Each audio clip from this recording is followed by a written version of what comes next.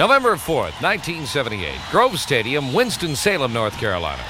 The Tigers take their 5-game win streak on the road against the Demon Deacons of Wake Forest. And thanks to a large contingent of Clemson fans on hand, a new stadium attendance record of 30,500 is established. It was generally felt prior to the game that the Tigers would be emotionally down after the big win at Raleigh the week before, but not so. On their first possession, with a first down in their own 48, All-American Steve Fuller sets the tone for the day. Steve digs it out, rolls to his left, looking to throw, firing over the middle. This one is complete, and that's Anthony King at the 40, 35, down to the 30, to the 27-yard line. 4 plays and another first down later, it's 2nd and 12 at the Wake 16. And Fuller is back to throw, rolling to his right, now going to run with it. He's at the 10, Fuller in at the 5-yard line, and down he goes. And then 2 plays later, the Fighting Tigers take the lead. Sims and Brown directly behind Fuller with Tracy Perry, the power to the right side, and there's Lester Brown, touchdown. Well, the extra point attempt successful, and it's Clemson 7, Wake Forest nothing, with 9 minutes remaining in the first quarter.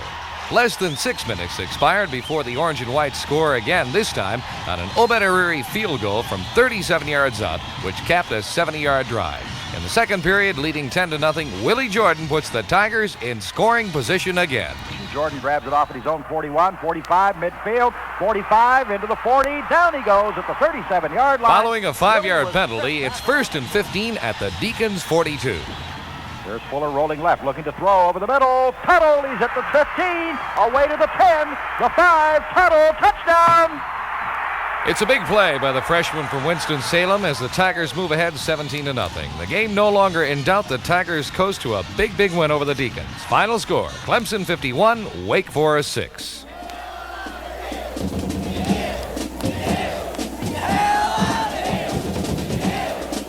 November 11th, 1978, Clemson Memorial Stadium. Once again, Death Valley, packed to the rafters with over 53,000 faithful on hand to greet the Tigers home from their successful 2-game road trip to the Tar Heel State. And on this Saturday, they're facing another Tar Heel contingent in the University of North Carolina. In the first half, both teams frustrated offensively, with the Tar Heels playing up to their potential and displaying a hard-nosed defense, plus an offense capable of moving the ball on the Tigers. But Clemson fails to score on its first possession. Thanks to the stingy UNC defense, plus an untimely turnover, the Tigers had to settle for a field goal. With 1 minute 58 seconds remaining in the first quarter, Obed Ariri boots it through for a 3-pointer from 46 yards out. But North Carolina's Jeff Hayes follows with a 3-pointer of his own midway in the second quarter, and the Heels pull even at 3-3. The only other score in the first half came late in the second quarter when Ariri hits again, this time from 24 yards out, to bring a 6-3 Clemson lead at halftime. In the third quarter, the defensive units continued to dominate, and neither team could punch it across. But late in the third stanza, North Carolina begins to move the ball, which eventually carried the Heels all the way to the double stripe as Doug Pascal plunges over from 1 yard out with 13 minutes left in the game, giving the blue and white a 9-6 advantage. The Heels kick into the end zone, and Clemson takes over at their own 20. On first down, Lester Brown goes for 5 yards, then follows with 11 more to the 36.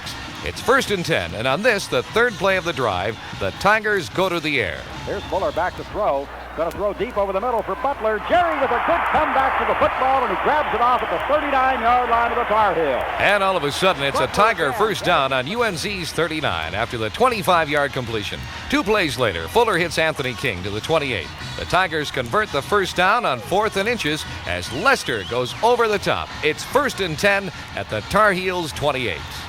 Fuller takes out. Pitch back. Lester Brown swinging to his right at the 30, 25, 20, 15, 10. Down to the 8-yard line goes Lester Brown. Well, it's another first down, this time at the 8. Takes out. This time pitching back to Brown. Lester at the 5. Down to the 1-yard line. Out of bounds at about the 1-foot line. And then a few plays later from the 1. Fuller takes out. Lester Brown gets the call. Touchdown. The Tigers score perhaps the most important touchdown of the season as they go 80 yards in 11 plays, and with Ariri's kick, it's 13-9.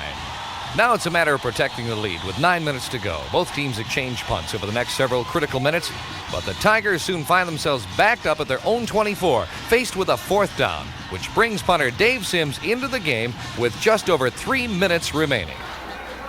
Snap back. Sims gets away a beauty. Gordon backed up. Grabs it off at the 21, fumbles it, falls on it at the 25-yard line.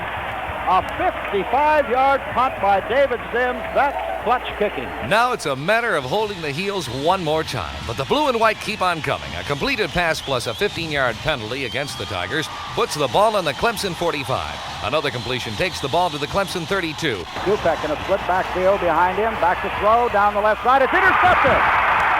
Bubba Brown at midfield at the 40. Bubba into the 32-yard line, and down he goes. Well, you can breathe again, Tiger fans. Final score, Clemson 13, North Carolina 9.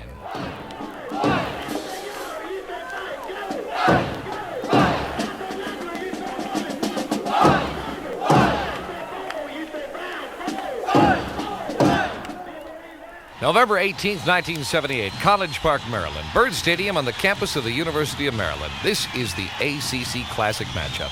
Jerry Claiborne's Terrapins, 11th ranked and losers only to the top-ranked Nittany Lions of Penn State, versus the 12th-ranked Clemson Tigers, 8-1, losers only to the 8th-ranked Georgia Bulldogs in the second game of the season.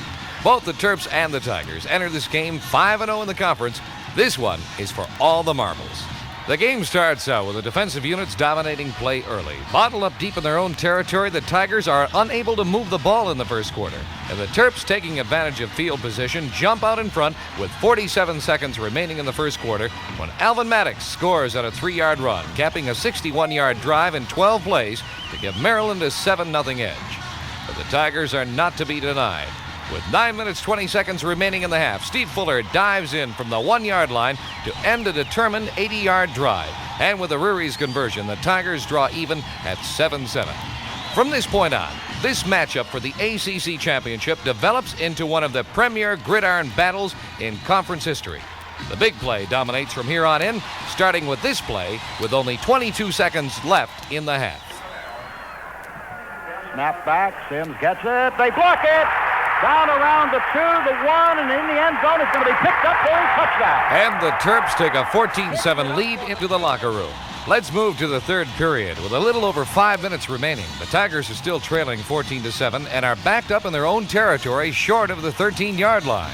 Steve takes out, dropping to throw, rolling left, looking over the middle, firing. This one is complete to Butler, 30, towards the array, midfield. He may be off to the races and is. Jerry Butler, touchdown. And Ariri's kick makes it 14-14. But wait, less than a minute later, the Terps have a 2nd and 12 from their own 2-yard line. Second down, 12. Here's Atkins out over the 5, fights his way to the 10. He's got a first down still on his feet, and he's away. He's at the 40. From behind, Al Latimer. At the 35. At the 30, Latimer still in pursuit.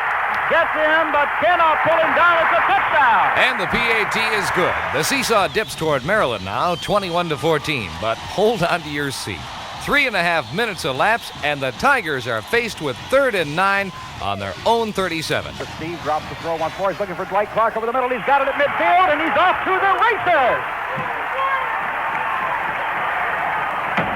That was a 63-yarder, and with the point after touchdown, it's 21-21, and now it's down to sheer guts.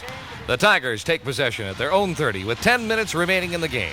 It's Fuller for 2, Brown for 7, and then Fuller again for 2 and a first down. Marvin Sims bulls his way in for 12 to the Terrapin 47. Lester Brown for 7 and again for 7 more.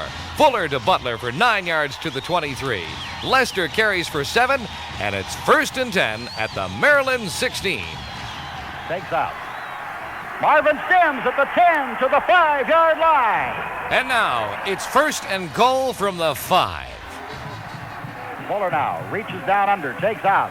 Pitch back, Lester Brown. It's a race to the end zone. He scores! Ariri's all-important kick was good, and it's now 28-21. But don't go away.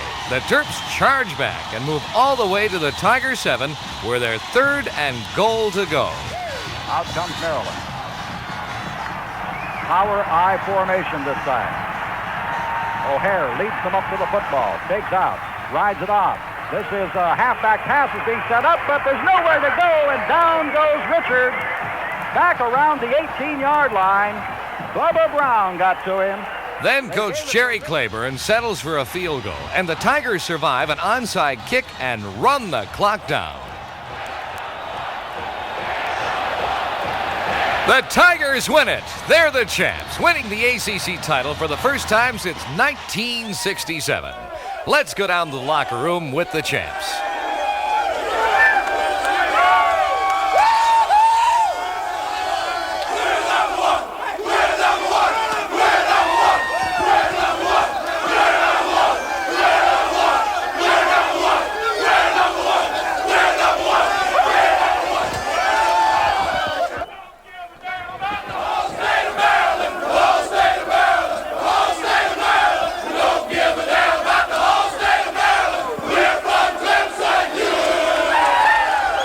I've never been associated playing, coaching, or watching football game where so much went in from so many. The coaching staff did a hell of a job helping you get ready, and you displayed all the guts and character a champion should, just like a Kentucky Derby. You rose to the occasion, one play at a time. Now look, you started this thing out to win the conference championship, right? Yes, sir. You're the champion. You're number one. You're number one. That's got to be music to our ears.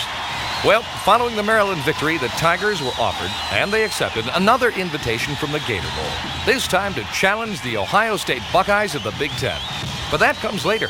First, as Frank Howard used to say, it's on to the Braggin' Bowl. Saturday, November 25th, 1978, Tiger Town. A record 63,500 on hand in Death Valley, and the Carolina Gamecocks, 5-4-1 on the season, are thinking upset as they take on the Tigers of Clemson, 10th ranked and 9-1 on the season. This one is for the state championship. The voice of the Tigers, Jim Phillips, describes the action for us, starting with the opening kickoff as the Tigers receive. Parrish now approaching the football. We're set for the action. The high end-over-end kick. Going to be grabbed off by Ratchford at the 3. Up over the 5 as he turns to his left at the 10. To the 15. He's got running room at the 30. 35. Ratchford out to the 40 and finally down at the 44-yard line. And on 1st and 10 from the 44. Fuller brings them out in the eye. Marvin Sims at fullback. Lester Brown the tailback. Butler goes wide to the right side.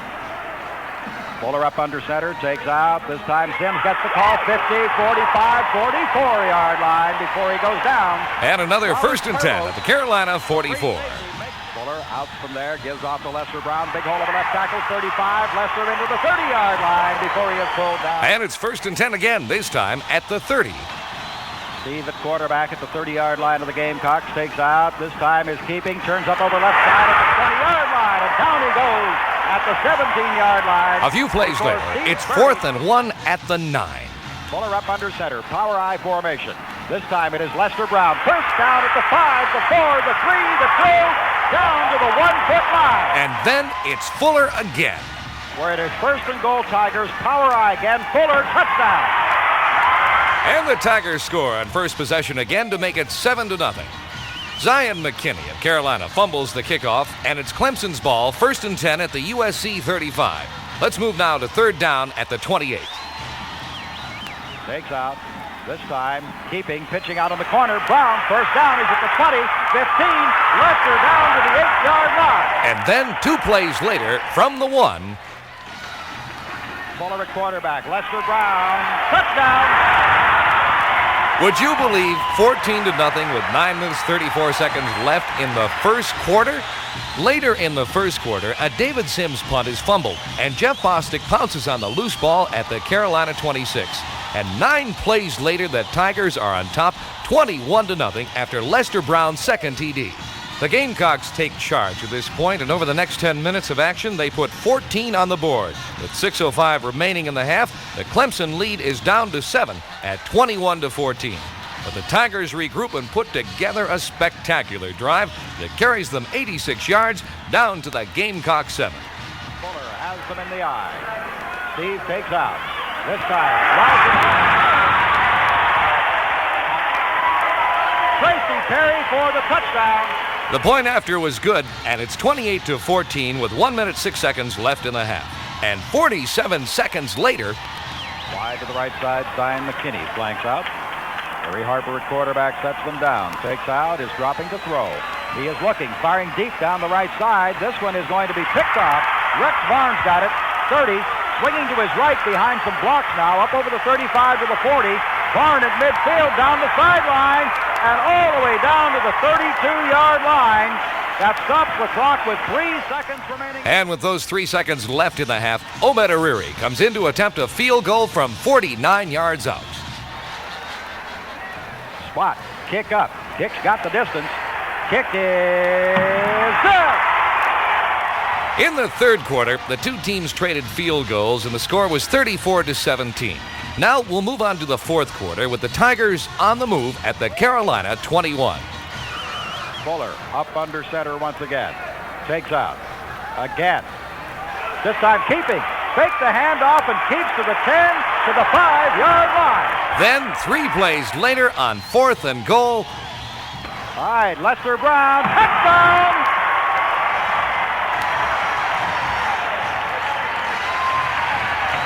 Lester Brown with his 17th touchdown on the year. What a job the right side of the offensive line Well, did. the kick was good again, and the Tigers move ahead 41-17. The Cox score again late in the game, but that's not enough, my friend.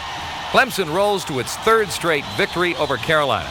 Final score, Clemson 41, Carolina 23. What a year. A 10-1 record, the best record since 1948, first in the ACC, and perhaps the best football team in Clemson University history. Well, that's the story of a very special year at Clemson, of a very special group of young men who had a dream and worked their guts out to achieve it. A team that rewrote the Clemson record books and took its fans back to a major bowl game for the 2nd straight year. This is also the story of those very special Clemson football fans. Joe Sherman, Clemson alumnus, once wrote, "There is something in these hills that brings together and binds together and holds together men and women of all persuasions, of all heights, sizes, weights, and cultural backgrounds. Something that cuts across every difference, spans every gap, penetrates every wall. Something that makes a man or a woman stand taller, feel better, and say to all within earshot, I went to Clemson."